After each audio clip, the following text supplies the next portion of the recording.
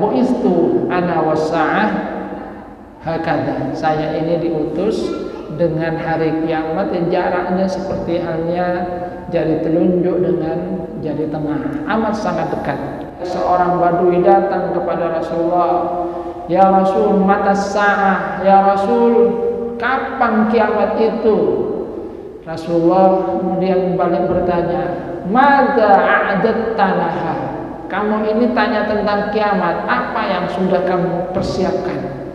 Jadi artinya sesungguhnya yang paling penting itu bukan mengetahui tentang kapan kiamat itu datang, karena kiamat itu pasti akan datang. Nah, pertanyaan yang diajukan balik oleh Rasulullah SAW kepada orang Badui yang datang kepada beliau ini yang penting sesungguhnya bagi kita. Rasulullah bertanya, "Madza a'adatta laha?" Apa yang sudah kamu persiapkan? Kamu tanya tentang kiamat, persiapan apa yang sudah kamu lakukan? Jadi yang paling penting itu adalah bagaimana mempersiapkan diri untuk menghadapi kiamat dengan sebaik-baiknya.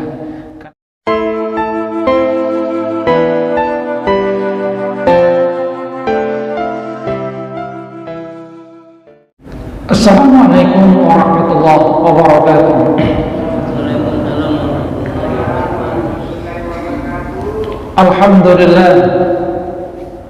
Alhamdulillahilladzi hadana li hadza wa ma kunna linahtadiya laula an hadana Allah.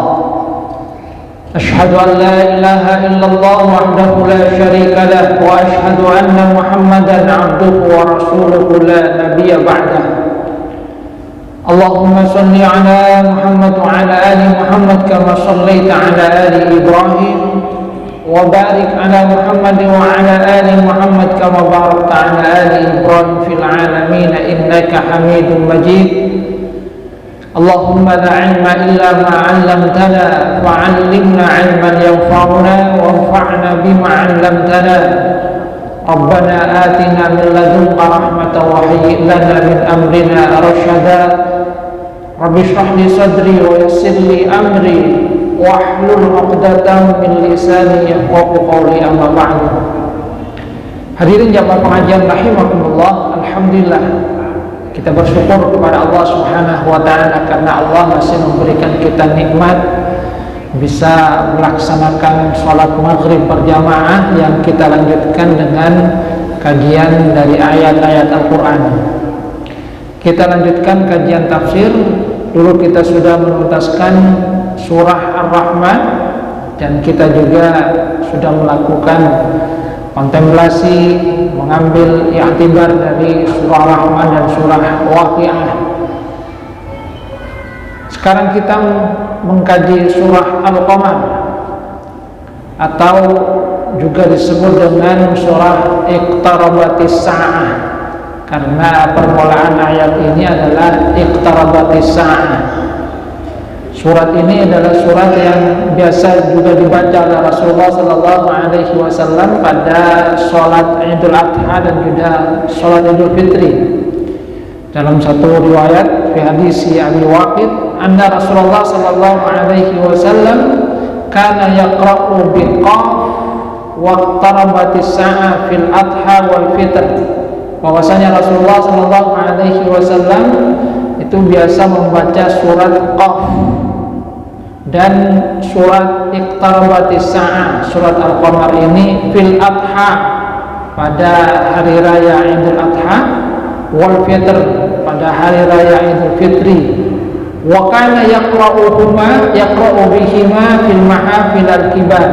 Dan Rasulullah SAW itu juga sering biasa membaca pada peristiwa-peristiwa besar, lishtimalihima ala dzikril wa'id wal wa'id, karena di dalam kedua surat ini terkandung al-wa'du. Al-wa'du itu adalah janji, al-wa'id itu adalah ancaman. Jadi ada janji bagi orang-orang yang beriman dan peringatan, ancaman bagi orang-orang yang tidak mau untuk beriman.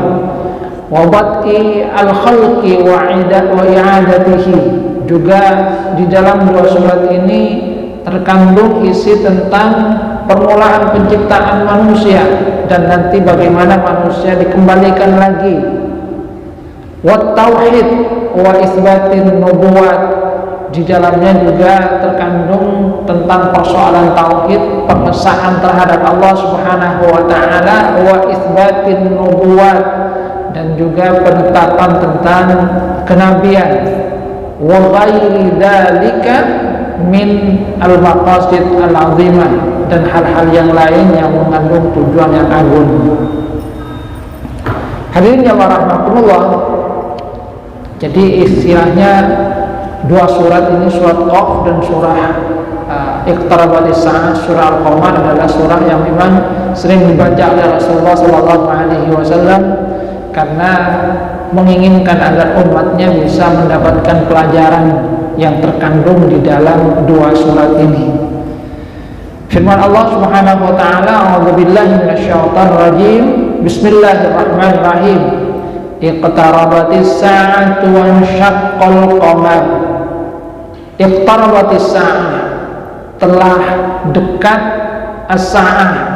As-sa'ah itu adalah waktu, yang itu kemudian dimaknai dengan hari kiamat. Wa syaqqal qamar, dan telah terbelah bulan. Di ayat ini Allah Subhanahu wa taala menyatakan iqtarabatis sa'ah. Iqtaraba itu berasal dari kata qaruba. Qaruba itu adalah dekat. Ketika mendapat huruf tambahan ta di sini, kalau dalam kaidah bahasa Arab, semakin banyak hurufnya maka kemudian maknanya lebih mendalam. Artinya kalau qaruba itu dekat, sudah kemudian mendapatkan tambahan di awal itu alif, kemudian ada ta di situ, maka maknanya itu lebih mendalam. Artinya telah sangat dekat as-sa'ah, hari kiamat. Bagaimana dekatnya hari kiamat? Padahal kalau kemudian kita lihat ayat ini turun 1400 tahun yang lalu, di mana Allah Subhanahu wa taala menyatakan hari kiamat sudah dekat.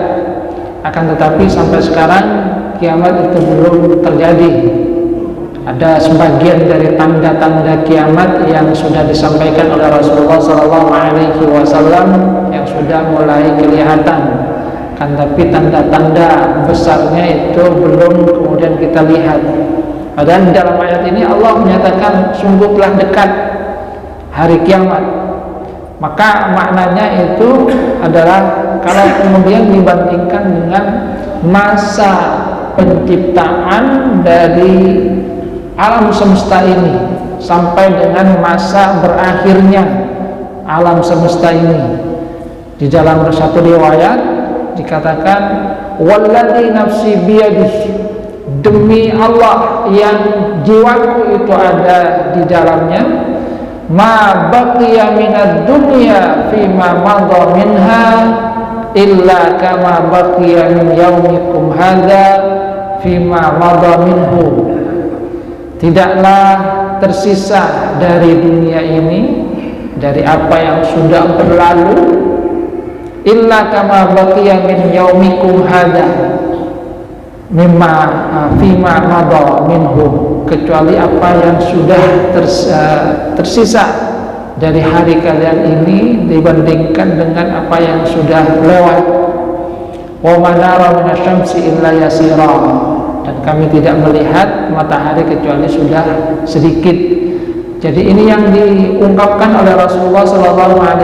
Rasulullah itu menyatakan bahwa dibandingkan dengan masa yang sudah berlalu, maka sisa dari umur dunia itu sudah sedikit. Di mana dikatakan dalam riwayat itu bahwa Rasulullah SAW menyatakan tentang hal itu, di mana beliau katakan kama baqiya min yaumikum hadza fima madha minkum, sebagaimana hari yang tersisa dari hari yang sudah berlalu. Rasulullah menyampaikan ini sesudah sholat asar. Artinya ketika Rasulullah SAW menyampaikan bahwa hari yang tersisa itu adalah sesudah sholat asar sampai maghrib itu, dibandingkan dengan apa yang sudah lewat. Jadi kalau kemudian mau dibandingkan, ya penciptaan bumi dan langit seisinya itu mulai dari terbit matahari sampai terbenam matahari. Nah, posisinya sekarang itu kata Rasulullah SAW, usia bumi sampai ke hari kiamat seperti hari yang kalian lewati ini. Jadi artinya Rasulullah menyatakan sesudah sholat asar, kalau dibandingkan ya memang sudah dekat dibandingkan dengan yang sudah berlalu. Yang sudah berlalu itu mulai subuh sampai asar. Jadi kalau misalnya subuh tadi itu mulai jam 4, 5, 6, 7, 8, 9, 10, 11, 12, 1, 2, 3. Jadi sekitar 11 jam sudah berlalu dari masa penciptaan alam semesta ini. Sementara waktu yang tersisa itu dari jam 3 itu sampai sekitar jam 5, 4, 5. Jadi tersisa sekitar 2 jam lebih sedikit. Itu yang kemudian digambarkan oleh Rasulullah SAW. Maka kalau dimaknai seperti itu, memang hari kiamat itu sudah dekat dibandingkan dengan masa yang sudah berlalu dari penciptaan alam semesta ini. Dalam riwayat yang lain, Rasulullah SAW itu menyatakan, bu'istu wassa'a hakadha, bu'istu wassa'a hakadha, saya ini diutus dengan terjadinya hari kiamat seperti ini. Kata Rasulullah, mengisyaratkan dekatnya antara masa ketika Rasulullah SAW itu diutus dengan terjadinya kiamat seperti hanya jari tengah dengan telunjuk. Artinya dekat, sudah hampir kiamat. Yang isyaratnya adalah ketika Allah Subhanahu wa ta'ala memberikan peringatan bahwa kiamat itu sudah dekat, maka sesungguhnya manusia itu diharapkan untuk bisa mempersiapkan diri dengan sebaik-baiknya, supaya manusia itu mempersiapkan diri dengan amal solih. Di dalam satu riwayat ketika Rasulullah SAW itu dalam perjalanan Isra Mi'raj, Rasulullah itu dikejar oleh seorang perempuan yang tua itu. Tapi perempuan itu dandanannya sangat minor. Jadi tua akan tapi dandanannya minor. Ginjal atau bedaknya pakai sidung. Gimana kalau bapak-bapak ini dikejar perempuan yang sudah tua tapi dandanannya itu seperti halnya gadis? Rasulullah kemudian bertanya, siapa perempuan tua itu? Kata malaikat Jibril, perempuan itu adalah perumpamaan dunia ya Rasul. Jadi dunia itu sesungguhnya sudah tua, sudah hampir mati. Akan tetapi dunia itu memoles dirinya dengan berbagai hal-hal yang membuat manusia itu terpikat. Jadi manusia itu kemudian terpikat karena banyaknya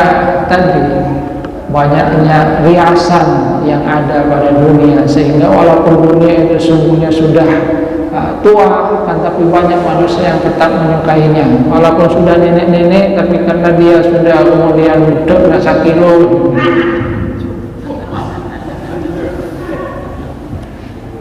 seakan-akan seperti gadis muda, sehingga banyak kemudian manusia yang masih terpikat.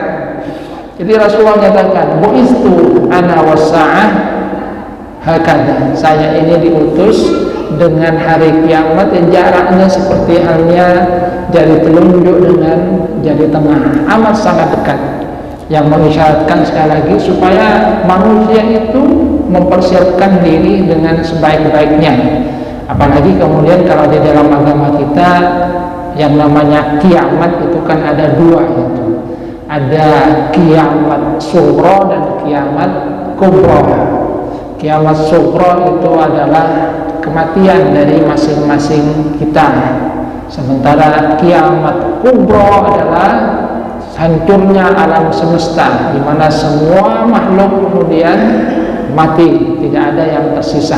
Tapi yang namanya kiamat sughra itu sudah menghampiri dari sebagian makhluk Allah Subhanahu wa taala.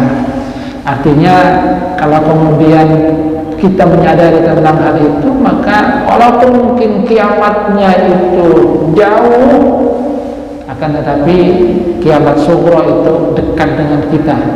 Dan ketika Rasulullah SAW pernah ditanya oleh seorang badui datang kepada Rasulullah, "Ya Rasul, mata sa'ah? Ya Rasul, kapan kiamat itu?" Rasulullah kemudian balik bertanya, "Mada a'adatta laha?" Kamu ini tanya tentang kiamat, apa yang sudah kamu persiapkan? Jadi artinya sesungguhnya yang paling penting itu bukan mengetahui tentang kapan kiamat itu datang, karena kiamat itu pasti akan datang. Rasulullah SAW sendiri tidak mengetahui kapan saat yang pasti. Rasulullah hanya diberi pengetahuan tentang tanda-tanda dari datangnya kiamat kubra itu, tapi pasti akan datang. Nah, pertanyaan yang diajukan balik oleh Rasulullah SAW kepada orang Badui yang datang kepada beliau ini yang penting sesungguhnya bagi kita. Rasulullah bertanya, "Mada a'adatta laha?" Apa yang sudah kamu persiapkan? Kamu tanya tentang kiamat, persiapan apa yang sudah kamu lakukan? Jadi yang paling penting itu adalah bagaimana mempersiapkan diri untuk menghadapi kiamat dengan sebaik-baiknya. Karena ketika datang kiamat, semua perbuatan manusia itu akan dihisab, dipertanggungjawabkan oleh Allah Subhanahu wa taala. Kiamat itu ada dua. Kiamat sughra, di mana semua amal manusia itu terhenti, kecuali nanti masih ada yang bisa berlanjut, yaitu amal yang berkaitan dengan manusia. Idza mata ibnu Adam inqata 'amaluhu illa min thalath. Kalau anak Adam itu meninggal dunia, maka semua amalnya itu terputus kecuali tiga: shadaqah jariyah, aw ilmin yantafa'u bih, aw waladin shalih yad'u lah. Shadaqah jariyah, sedekah yang masih mengalir, yang kata para ulama maknanya adalah wakaf, sesuatu yang kita wakafkan yang dipergunakan oleh manusia. Masjid misalnya, ketika orangnya meninggal dunia tapi masjid ini masih dipergunakan oleh orang lain untuk beribadah, maka pahala masih tetap mengalir kepada orang yang mewakafkan masjidnya. Orang yang mewakafkan jalan setapak, setiap orang yang lewat, maka orang yang mewakafkan jalan itu kemudian akan tetap mendapatkan pahala. Mewakafkan sumur dan lain-lainnya, yang ketika diambil manfaatnya oleh orang lain, maka orang yang mewakafkan itu tetap mendapatkan pahala walaupun dia sudah meninggal dunia. Yang kedua adalah ilmu yang diambil manfaatnya, ilmu yang masih diambil manfaatnya oleh orang lain merasakan manfaat dari ilmu itu, maka orang yang menyebarkan ilmu itu akan tetap mendapatkan manfaatnya. Kitab yang saya pegang misalnya ditulis oleh Imam Ibnu Katsir, maka saat kajian seperti ini Imam Ibnu Katsir itu juga akan tetap mendapatkan pahalanya, karena beliaulah yang kemudian menulis karya ini. Ilmu yang bermanfaat, ilmu apapun ya, yang penting ilmu itu kemudian diambil manfaatnya, terus diajarkan terus menerus. Misalnya ilmu apapun, sepanjang ilmu itu berguna bagi orang lain, terus dipergunakan, maka ilmu itu akan terus memberikan manfaat bagi orang yang mengajarkannya. Dan yang ketiga adalah anak yang soleh yang senantiasa mendoakan orang tuanya. Ini terus mengalir walaupun sudah terjadi kiamat sughra tadi, berupa kematian. Tapi ketika sudah terjadi kiamat kubra, alam semesta ini hancur, ya sudah tidak ada lagi amal yang akan mengalir. Semua manusia nanti akan dibangkitkan dan akan mempertanggungjawabkan amal yang dia lakukan pada saat dia hidup di dunia. Jadi peringatan dari Allah Subhanahu wa taala kiamat sudah dekat. Yang harus kalian lakukan itu adalah mempersiapkan diri dengan sebaik-baiknya, karena ketika kiamat manusia itu akan mempertanggungjawabkan semua apa yang dia lakukan pada saat di dunia. Dunia adalah mazra'atul akhirah, ladang yang nanti akan kita panen pada saat di akhirat. Wansyaqqal qamar, dan bulan telah terbelah. Tentang bulan terbelah ini dalam berbagai riwayat, dalam tafsir itu dikatakan bahwa ayat ini turun berkaitan dengan apa yang terjadi pada masa Rasulullah SAW. Jadi orang-orang kafir Quraisy itu menantang kepada Rasulullah SAW, "Ya Muhammad, kalau engkau bisa membelah bulan, maka kami akan ikut kepada agama kamu. Tunjukkan kepada kami satu tanda kenabian kamu. Apa yang kalian minta? Belah bulan itu. Kalau kamu mau untuk belah bulan, kami akan ikut beriman kepada engkau." Sungguh kata Nabi Muhammad, "Ya, kalau kamu mau membelah bulan, kami akan ikut beriman." Itu yang dikatakan oleh orang-orang kafir Quraisy. Nah, karena Rasulullah SAW itu memang menginginkan agar umatnya itu semua beriman, maka Rasulullah SAW kemudian menyanggupi, beliau berdoa kepada Allah Subhanahu wa Ta'ala agar membelah bulan, dan itu dikabulkan oleh Allah Subhanahu wa Ta'ala, dan bulan pun terbelah. Orang-orang Quraisy itu menyaksikan bahwasanya bulan itu terbelah, dan mereka melihat satu bagian itu di Jabal Qubais, satunya di Jabal Qawiqah itu, dan itu disaksikan oleh orang-orang yang bersama dengan Rasulullah SAW. Cuma kata mereka, namanya orang itu bermungkoh, ini sihir, ini pasti mata kita yang kena tipu. Mana mungkin bulan itu bisa benar-benar terbelah? Ini pasti sihir. Sudah, kata Abu Jahal, sudah, kita bersabar saja. Kalau ini adalah sihir, maka Muhammad itu tidak akan mampu untuk menyihir orang-orang yang di luar, ada yang di sini, orang-orang di luar sini. Sebab sihir itu biasanya hanya mampu menipu mata orang-orang yang hadir di sekitarnya itu.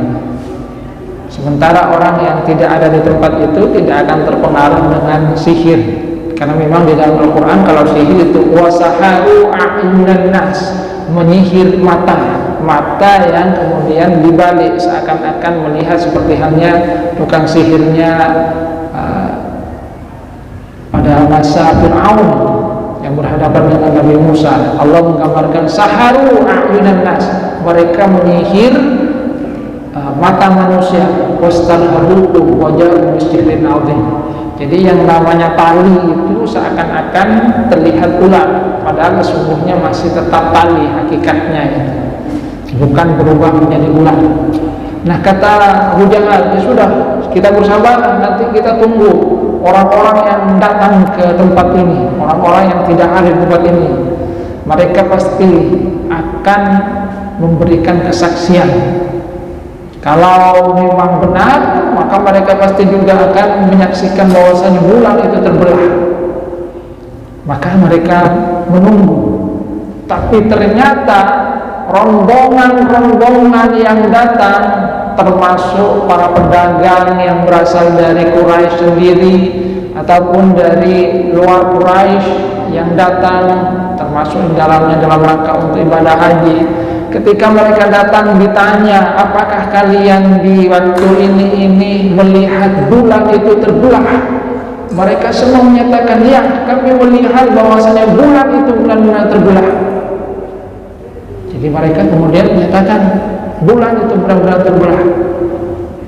Apakah orang-orang kafir Quraisy kemudian beriman kepada Rasulullah SAW? Ternyata tidak. Di dalam lanjutan ayat ini Allah menyatakan wa iyarau ayatan yuqridu wa yaqulu sihrun mustamir. Ketika mereka melihat tanda kekuasaan Allah, mukjizat ini, mereka berpaling dan berkata, sihrun mustamir. Kalau sebetulnya mereka mengatakan awalnya sihrun, sihir. Tapi ketika semua orang itu ternyata menyatakan bahwa bulan itu memang benar-benar terbelah, hati mereka tetap belum terketuk. Mereka mengatakan sihrun mustamir. Ini sihirnya terus menerus ini, sampai orang-orang yang datang di luar itu menyatakan sama. Jadi sihirnya itu juga menjangkau orang-orang yang ada di luar Mekah. Ini ketika hati tertutup. Padahal awalnya mereka itu menyatakan, seandainya mampu untuk memecah bulan kami akan beriman. Tapi ketika sudah ditampakkan kepada mereka tanda kekuasaan Allah Subhanahu wa taala, mukjizat dari Rasulullah sallallahu alaihi wasallam sebagai bukti dari kenabian, mereka itu berpaling, bahkan menyatakan itu adalah sihir. Saya membaca di artikel pada masa sekarang itu ada seorang yang dia berdiskusi dengan temannya tentang kebenaran agama Islam, diberi Al-Quran. Nah, sampai satu waktu dia membuka Al-Quran itu, baca dia, iqtarabatis sa'atu munsyaqqal qamar, kiamat sudah dekat dan bulan sudah terbelah. Dia berkata, buku apa ini kok bilang bulan terbelah itu? Bulan baik-baik saja itu. Tapi setelah itu dia tertidur sebentar, lihat televisi. Lihat televisi, ternyata waktu itu televisinya menyiarkan satu perbincangan dialog pada waktu itu dengan astronot yang pernah mendarat di bulan, Neil Armstrong. Kemudian dikatakan oleh Neil Armstrong pada waktu itu tentang pengalamannya pada saat di bulan. Dia katakan, saya melihat di bulan itu ada garis yang panjang itu. Jadi garis yang panjang saya lihat ada di bulan itu. Dan itu tidak akan terjadi kecuali mungkin saja bulan ini pernah terbelah, setelah itu menyatu kembali. Nah, setelah itu dia kemudian buka lagi Al-Quran.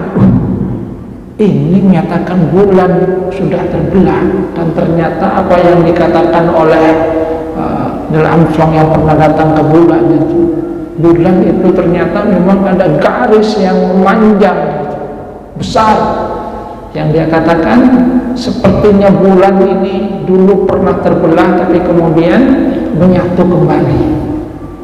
Dari situ kemudian dia beriman karena melihat bahwa apa yang ada di dalam Al-Quran itu memang merupakan satu kebenaran.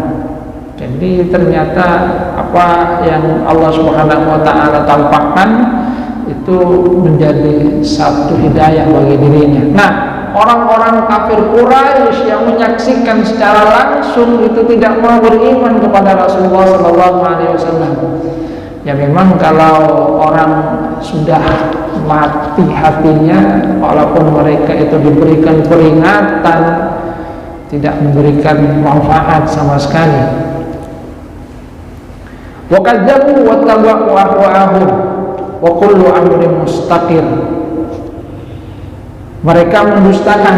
Jadi kata Allah Subhanahu wa taala, mereka tetap mendustakan Rasulullah sallallahu alaihi wasallam. Walaupun awalnya mereka berjanji kalau Rasulullah itu mampu untuk membelah bulan, mereka akan beriman. Tapi ketika benar-benar dipenuhi apa yang mereka pinta, mereka malah berpaling, menyatakan bahwa itu adalah sihir, tidak mau beriman sebagaimana yang sudah mereka janjikan. Wa kadzabu wattaba'u ahwa'ahum, mereka mengikuti hawa nafsu mereka. Maka memang yang diperingatkan oleh Rasulullah SAW adalah jangan sampai kita mengikuti hawa nafsu. Hawa nafsu ya memang ada pada diri kita, akan tetapi harus kemudian dikekang, disesuaikan dengan aturan yang ada di dalam agama. Karena memang hawa nafsu juga tidak bisa dipisahkan dari diri kita. Kita mempunyai keinginan hawa nafsu untuk makan, itu bagian dari fitrah manusia. Tapi jangan kemudian yang dipikirkan makan terus itu. Jadi kalau kemudian yang dipikirkan makan, akan berubah itu. Hidup itu adalah kemudian makan. Life is from the hand to the mouth, kan? Sampai ada yang mengatakan hidup itu dari tangan ke mulut. Jadi pikirannya adalah makan. Pagi makan, siang makan, sore makan, malam makan. Itu terus yang dipikirkan, sehingga menjadi budaknya makanan. Bagaimana di dalam agama kita? Ya ada aturan yang diberikan oleh Allah Subhanahu wa Ta'ala.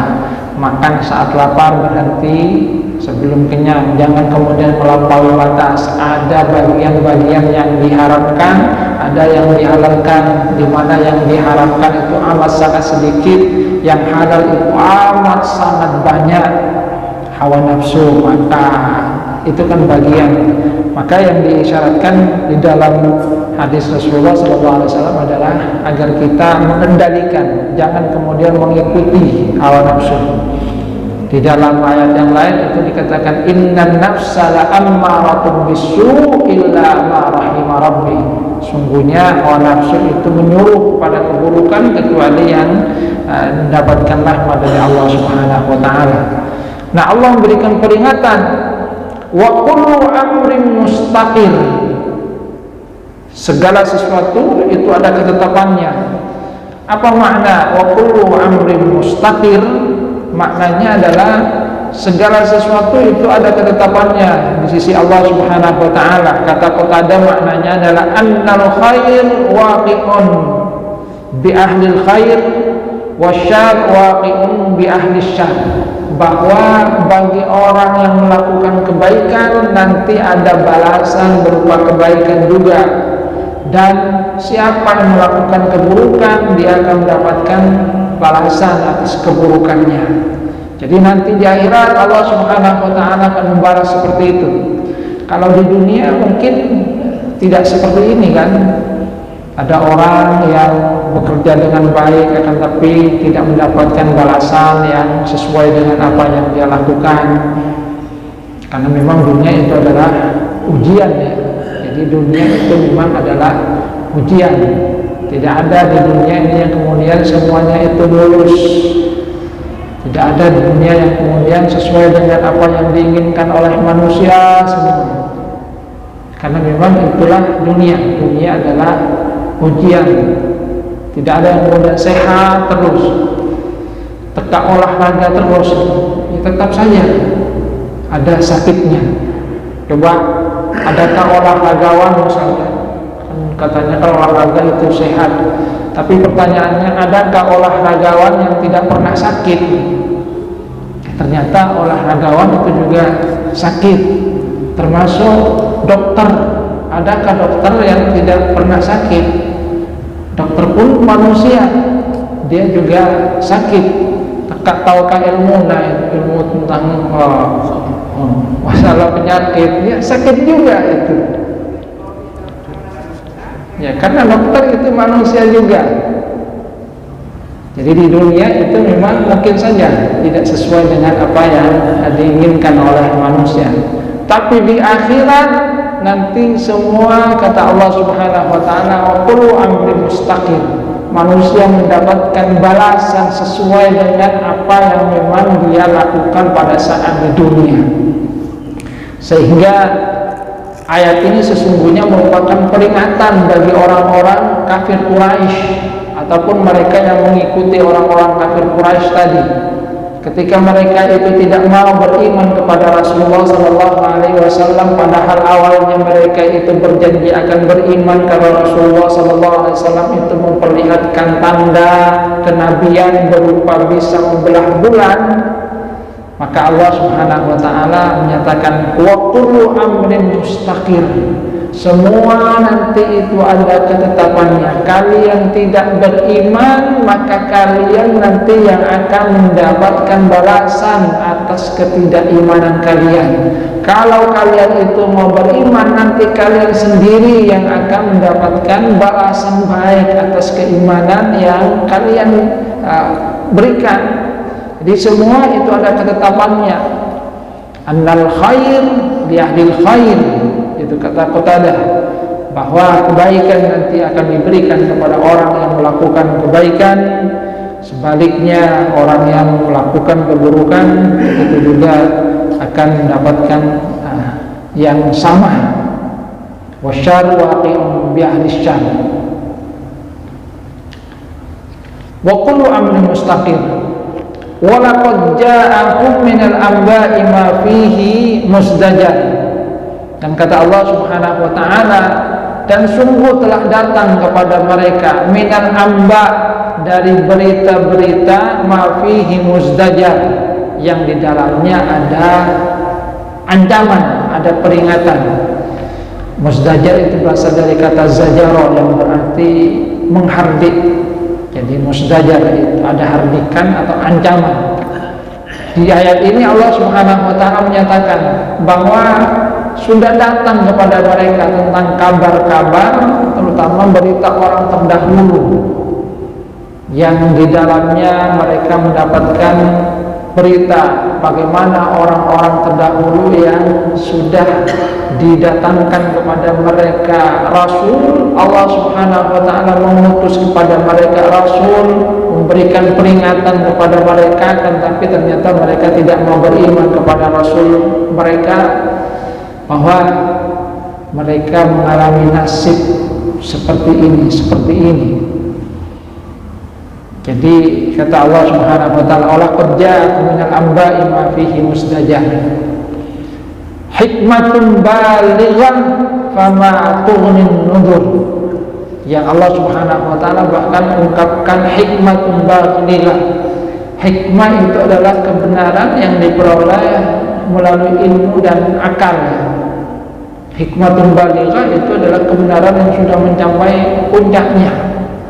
Yang artinya apa yang dibawa oleh Rasulullah SAW ketika Rasulullah itu menceritakan melalui Al-Quran tentang berita orang-orang terdahulu, bagaimana mereka itu didatangkan kepada mereka Nabi, datang kepada mereka Rasul, dan ternyata mereka itu tidak mau beriman, dan kesudahan akhir dari hal tersebut adalah mereka mendapatkan adab dari Allah Subhanahu wa taala. Maka itu yang seharusnya kemudian diharapkan menjadi renungan bagi mereka. Jadi mafihi musdajar, ada peringatan, ada ancaman, yang di dalamnya ada hikmah balighah. Cuma kata Allah Subhanahu wa taala, "Fama tughnin nuzur." Peringatan itu tidak berguna bagi mereka karena tadi hati sudah mati. Maka salah satu hal yang kemudian kita berdoa kepada Allah Subhanahu wa taala agar Allah itu membukakan hati kita. Jadi membukakan hati. Jangan kemudian bilang tidak dapat hidayah ya. Sebab yang namanya hidayah berupa petunjuk itu sudah datang, seperti halnya yang ada dalam ayat ini, wala qad ja'akum minal amba ma fihi mustajab. Itu kan merupakan satu datangnya hidayah dalam bentuk peringatan. Allah mengutus Rasul, Allah itu mengutus seorang yang memberikan peringatan. Kalau pada masa sekarang mungkin ada mubalik yang memperingatkan. Tapi semua itu nanti tergantung kepada manusianya. Ada yang mengibaratkan seperti halnya gelas itu. Kalau gelasnya itu menghadap ke atas, maka dituangkan air itu akan masuk. Karena kemudian mempunyai kesiapan untuk menerima peringatan. Tapi kalau gelasnya itu terbalik, seberapa banyak air yang kita kemudian tuangkan, air itu tidak akan pernah masuk. Itulah hati manusia. Maka Allah Subhanahu wa taala mengingatkan dalam hal ini tentang apa yang terjadi kepada orang-orang yang tidak mau mengimani Rasulullah sallallahu alaihi wasallam. Fama tughnin nuzur. bahwa peringatan-peringatan itu kemudian tidak lagi berguna kepada mereka. Kenapa tidak berguna? Karena hati mereka yang kemudian sudah menutup diri. Jadi datang kepada Rasulullah, menantang, mengatakan mau beriman asalkan diperlihatkan tanda kekuasaan berupa mukjizat tadi. Tapi saat diperlihatkan apa yang mereka inginkan, mereka kemudian berpaling. Itu yang menunjukkan bahwasanya mereka itu sesungguhnya sudah menutup hati mereka dari peringatan Allah Subhanahu wa taala. Maka yang perlu kita lakukan adalah tadi membuka hati. Kita berdoa kepada Allah Subhanahu wa taala agar Allah itu membuka hati kita, sehingga ketika ada peringatan kemudian hati itu terketuk. Ketika ada peringatan hati kemudian mau untuk menerima.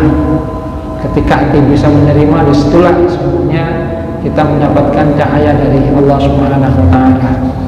Mudah-mudahan ayat-ayat ini bisa memberikan peringatan bagi kita, sebagaimana yang disyaratkan di awal hadis itu. Kenapa Rasulullah SAW sering membaca surah Qaf dan surah Al-Qamar atau Iqtarabatis Sa'ah ini, ya, supaya umatnya itu bisa mendapatkan peringatan yang ada di dalam dua surah yang mengandung hal-hal yang sangat bermanfaat ini.